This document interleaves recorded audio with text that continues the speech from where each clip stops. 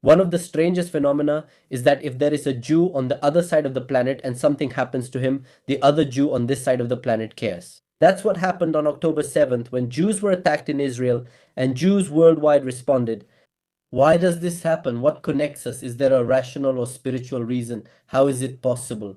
I have a guest whom I am very honored to have, Rabbi Yosi Baumgarten, who is the rabbi of the El Paso Temple. He also has a degree in psychology, so he will be able to address this topic from several angles.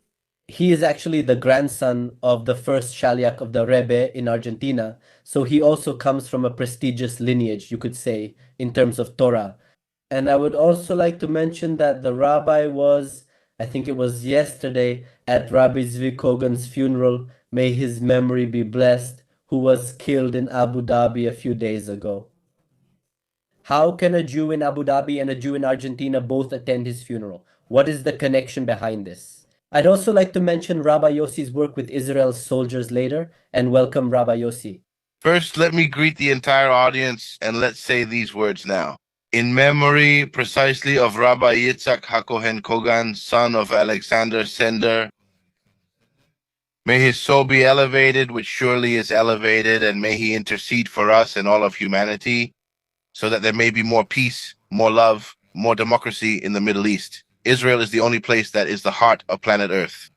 Regarding what you mentioned, that a Jew in one part of the world and a Jew in another part of the world, I believe that all of humanity is a construction and the people of Israel are like a single body.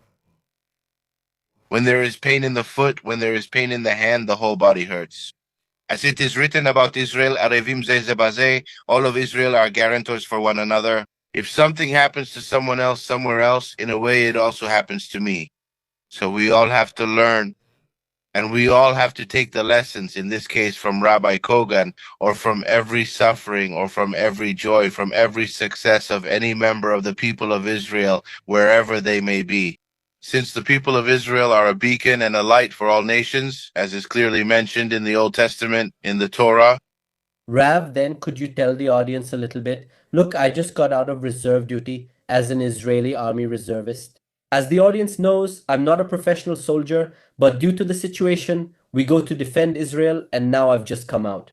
Rav, you who, let's say, live at this moment, your residence is in Argentina, what brings you to the Middle East? Well, we pray 3 times a day and we pray for Jerusalem.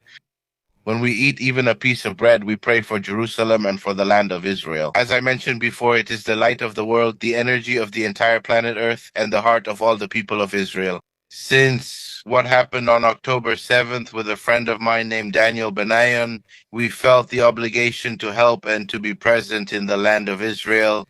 So, every time we get the chance, we come to give a hug to the soldiers, to the families of the hostages, and I want to take this opportunity to ask that all the hostages can return home safe and sound. Those who are alive and those who are not, so that at least they can have a dignified burial and their families can help the souls of those who were murdered rest in peace. Anyway, I believe that since we are all brothers, if everyone is one people and all part of this humanity, so, in my view, it is an obligation for every Jew, just like in the Yom Kippur War, when everyone came to fight, now everyone should come to help. If it's this maintaining a kibbutz because people, as you said, are on reserve duty, if it's giving someone an alfajor, giving a soldier a hug, assistance, psychological help if they need it, whatever it is, we're here to help each other. This is the beautiful thing about the people of Israel. This is the beautiful thing about the land of Israel. This is the beautiful thing about the state of Israel, that when there's a tragedy anywhere in the world, the first ones to volunteer and the first ones to go and help, even in places where they have nothing good to say about Israel, it's the Israeli army. And let me tell you that the Israeli army is the only defense army. The army never attacks without being attacked first. Beforehand, I mean, it defends itself, and there's no other army in the world that warns the people in the places it's going to attack or bomb in advance. Look, I'm going to attack this place. Leave so you don't get hurt. I mean, it's exactly the opposite of what everyone says, that Israel attacks civilians. Yes, it may be that there are civilians who are used as human shields by Hamas, but that's not Israel's intention. Israel's ideal is to be a peaceful, democratic people, a people that promotes love and respect from one person to another. You mentioned something, which is that when there are tragedies, you say, people come together, we come together and go to help. Why can't we also come together in times of peace? I say this because maybe for the audience that mainly follows what's happening in Israel through the news, there are demonstrations and all that. And for example, in Judaism, it's known that we're a people who love to debate. For example, there's a saying, two Jews, three opinions. So, how is it possible that these people who are known for debating so much come together in times of crisis? How and why? With both of your hats as a rabbi and as a psychologist, how can you explain this, Ra? The truth is that debates are always valuable. They're good as long as they're not personal. That is, as long as it's a more philosophical debate. When it comes to the land of Israel and terrorism, there isn't much debate. When someone wants to annihilate you and wants you not to exist and wants your country not to exist, there's not much to debate there. In that case, you have to defend yourself. What you can do is enlighten people to help them understand that if you teach a 2 or 3 year old child to pick up a gun and kill another person simply because of who that person is, there's not much to debate there. What needs to be done is to change the educational system as long as that educational system is in place. No, you won't be able to reason with a person as equals with a debate that's philosophical and not personal. Having said that, unfortunately, in the face of tragedy, the whole world comes together.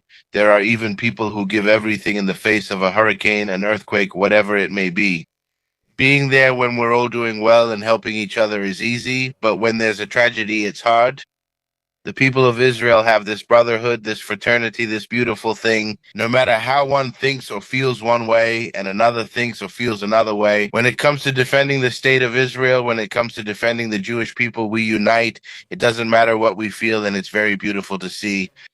For example, we are going to put on tefillin, which are the phylacteries worn in the morning, or offer some barbecue, a sausage, or an alfajor, or a hug to others. And there are many people among the soldiers, many of the soldiers who don't want to put them on. That's it. So, me and Mil, in my case, I offer a hug because you are more than a tzaddik, more than a righteous person, because you are on the front lines giving your life. So normally they give you a hug back with great joy, and because they understand that we respect what that person feels. The most sublime, highest, and perfect level that can exist afterwards, the way they channel their energy and their connection with God. Everyone has their own way, and it must be respected, of course. That's why the menorah, which is a Jewish symbol, has 8 branches. Yes, because everyone reaches God in their own way, but as I always like to say, the best religion is love.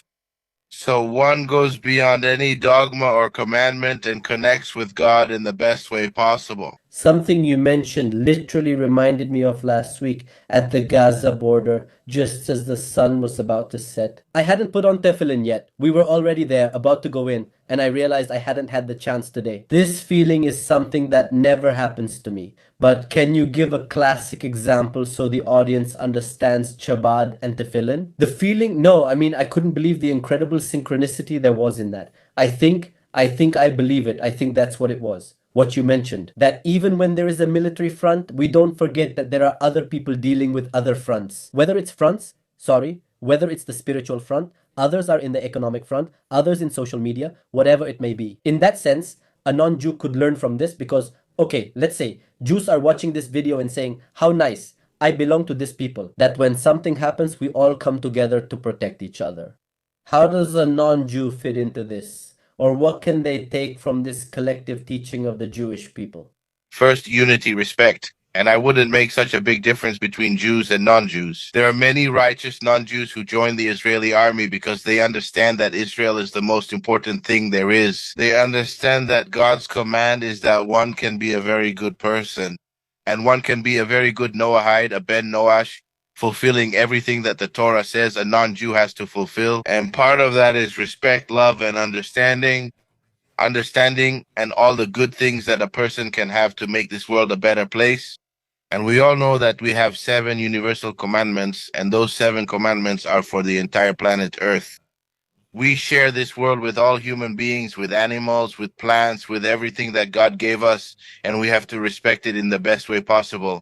And the seven precepts are to believe in God, not to curse God, not to steal, not to kill, not to have illicit intimate relations, not to eat part of an animal while the animal is still alive, and to establish courts of justice so that there is peace in the world. So by fulfilling all of this, we already make the world a better place. So I believe that whether you're not Jewish, or of any religion, the most important thing is to learn from this unity. Respect, love, which, as I said before, is the best religion, and the connection with God in any way possible, but wholeheartedly.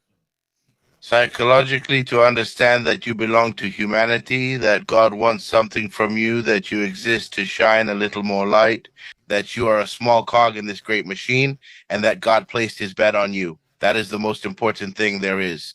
Regardless of religion or whatever condition you may have, Yes, well, what you say fits with something written by Rabbi Yehuda Levi, a wise man from the 10th or 11th century, that Israel is among the nations as the heart is in the body, meaning there are other organs too.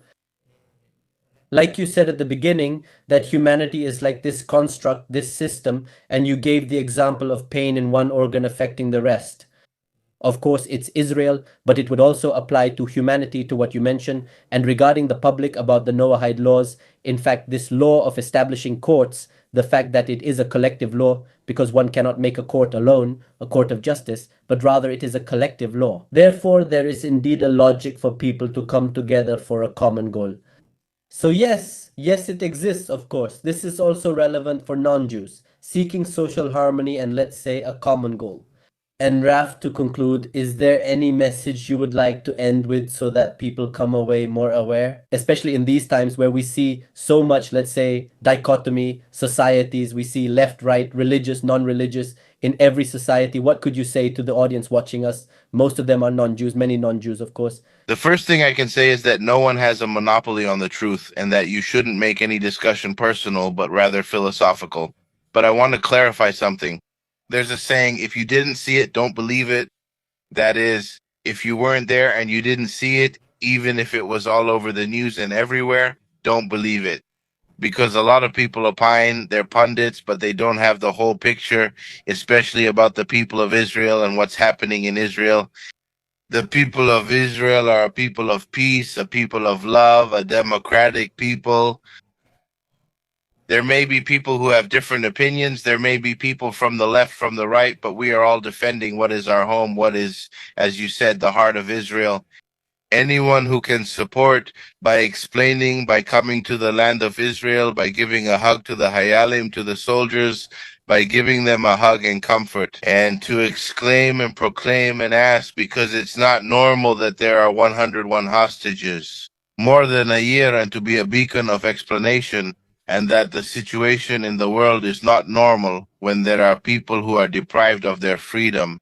That is my message for the whole audience, and at least to hope that God will send it today. And now, even before this publication goes viral, redemption, the Mashiach that we are all waiting for, so that it will be a world of peace, of love, without envy, so that all the deceased may be resurrected. Thank you. So that we all see that all of this was a test for humanity to remain united and enlightened, despite all the challenges and despite all the obstacles one may have.